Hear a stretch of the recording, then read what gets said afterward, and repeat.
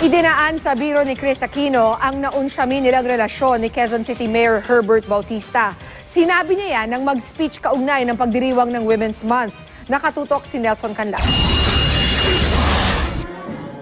Panauhing pandangal sa pagdiriwang ng Women's Month sa Quezon City Police District Headquarters sa Camp Karingal ang presidential sister na si Chris Aquino.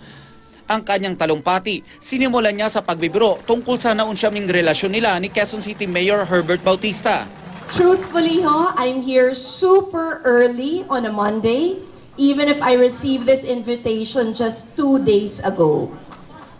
Not because bala kong isumbong ko sa inyo ang mayor ninyo who broke my heart. Sayang, dahil kung nagkatuluyan lang kami, sobrang bongga sana ng mga programa that I could have initiated with the private sector to help the QCPD. Siguro pag pwede mo nang i-joke about it, okay ka na.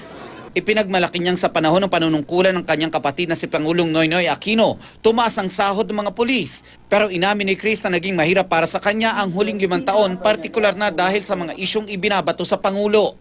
Sinabi ko po sa kuya ko, napakahirap ang manahimik, lalo na pag ang mahal mo sa buhay na ang winawalang hiya.